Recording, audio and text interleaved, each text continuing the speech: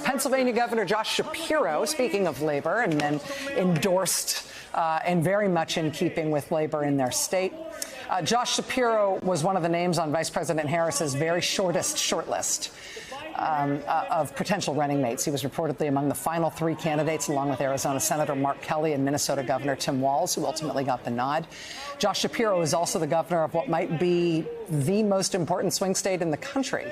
Pennsylvania and its 19 electoral college votes are considered a must-win by both campaigns, and both campaigns, according to the polls, have essentially an equal shot at the state right now. Josh Shapiro standing by with our colleague Joy Reid at the convention in Chicago. Joy, take it away. Thank you so much, Rachel. Governor, thank you for being here. So great to be with you. So let's get right to it. We just heard two labor leaders speaking. There's another one on stage right now. The industrial heartland of this country, that is the must-win port of this country. President Biden, he does very well in states like Pennsylvania. He's got roots in Pennsylvania. How well will Vice President Harris do, in your view, in your state? I think she's going to do exceptionally well. Listen, Pennsylvania is proudly home to over 750,000 union members and growing. From our building trades that build our roads and bridges to our teachers who teach our kids, our police officers on the streets, and so much more. I couldn't be more proud to be the governor of Pennsylvania and represent these folks, and they are fired up for Kamala Harris. She speaks their language. She's got their back. She's been part of the tremendous work that Joe Biden has done to lift up communities that have oftentimes been forgotten, and I know now she's prepared to take it to the next level. Working class voters are always at issue. Republicans make hard plays for them. They really go for those voters, and even though their economic policies center around tax cuts, which don't necessarily help the working class, there's something about the way that they talk about the world and the economy that seems to appeal to working class voters.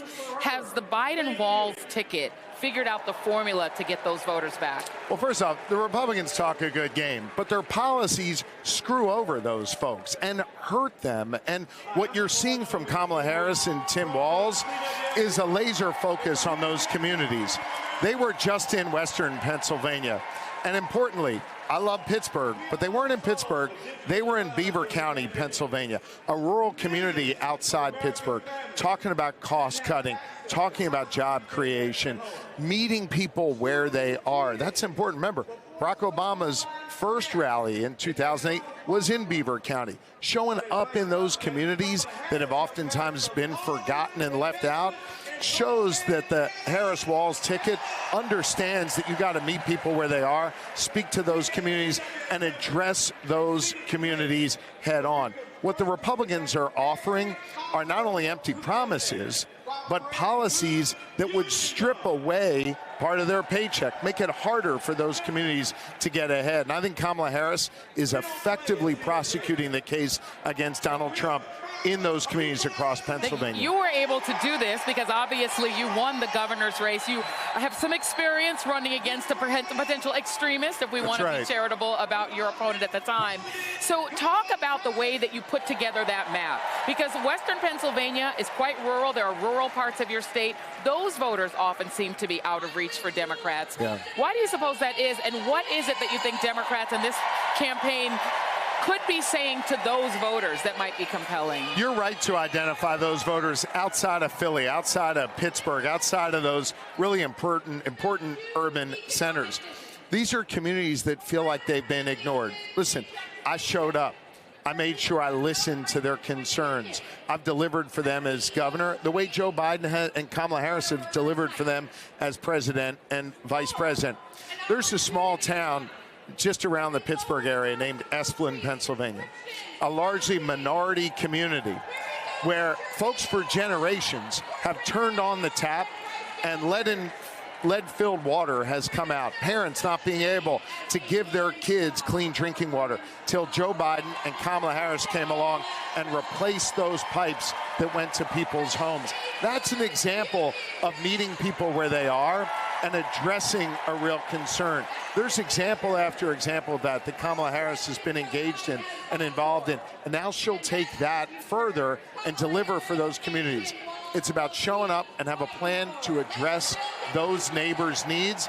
Kamala Harris and Tim Walz do. And I think what you're talking about is one of the reasons you're a very popular governor. You've got very high approval ratings. It's one of the things that made you attractive to Kamala Harris as a potential running mate. You wound up not being the running mate, but it sort of turned into the Avengers, right? All of those of you who were on the short list are sort of all coming to the rescue of the campaign. For you, you did make a very spirited defense of the Harris-Walz ticket, and you talked about the fact that people on the other side, in the Republican side, tried to accuse that ticket of foregoing you as a running mate because of your faith. Yeah. What do you make of the fact that they're trying that at the time when you're vigorously supporting the campaign, and what do you say back to them? Well, look, the person leading that effort to inject that into the dialogue is Donald Trump, someone who has absolutely no credibility to speak about anti-Semitism or hatred or bigotry in any form, because he is someone who pushes that into the dialogue. He is someone who divides Americans. Listen, when folks marched with tiki torches in Charlottesville, Virginia, and literally chanted, "Jews will not replace us," what did Donald Trump do? He didn't condemn that anti-Semitic language. He said what? There were good people on both sides. Joy, there were not good people on both sides. Donald Trump is someone who pushes hate and bigotry into our politics. And so I will not be lectured, and no one should be lectured by Donald Trump on that. Listen, I want to be very clear about something. Anti-Semitism played no role in the dialogue between me and the vice president. None. It is true that there is anti-Semitism in this country. It is true that there is racism and Islamophobia and other forms of hatred and bigotry. And what we need to do, all of us, all leaders, is stand up and speak with moral clarity, act with moral clarity. And Donald Trump is bankrupt when it comes to speaking and acting with moral clarity. Earlier today, I was out where the protesters are all sort of gathering, and there are people who are protesting about women's rights and about LGBTQ rights and promoting all sorts of causes. There are obviously pro-Palestinian protesters out there. They're very passionate. They're very angry. They're very consumed with, you know, a partial hope that they'll see something different come out of this convention in terms of the issues that they care about in their families, in some cases, that are in Gaza. What would you say to those protesters who were outside of this arena about what could be said here that might make them feel more comfortable with the ticket? Well, first off, I want to say I salute and celebrate their right to peacefully protest. Follow the rules as established by the mayor and others here, but to make sure their voices are heard. And folks need to listen to them. Listen, I'll tell you how I feel. I mourn the loss of life in Israel on October 7th. The hundreds of hostages taken, including American hostages. We need to bring them home. I also mourn the loss of thousands of innocents who have died in Gaza. I think it is possible to hold both concerns in your mind and in your heart. I think it is possible to see Hamas as the terror organization that they are, but also, like me, want to see a two-state solution with Palestinians and Israelis living peacefully side by side. I know that feels very far right now from reach, but I think what we have to do is understand the very real concerns people have, understand that the death we're seeing is incredibly upsetting and something that we need to end quickly with the return of the hostages and a bringing of some type of peace. And I want those people who are protesting to peacefully have their voices heard, and I want them to understand that here in this hall, people understand their pain. They want to see an end to this war and a return of these hostages. We're listening to some music happen here, and one of the things that's been really striking about this convention is the diversity. Is the fact that everybody is at this party, and it does feel like a party here. I think people here are very excited. But this is going to become very emotional in a very different way. Talk to me about two things. One, the diversity of the party. You're a young man. You have grown up in a party that is unlike anything that the Democrats looked like a generation ago, right? And Joe Biden comes from an older generation, and yet he is the leader here. Talk about Joe Biden, if you could, and his leadership, and about the diverse party that he leads. First, on the diversity, it's beautiful.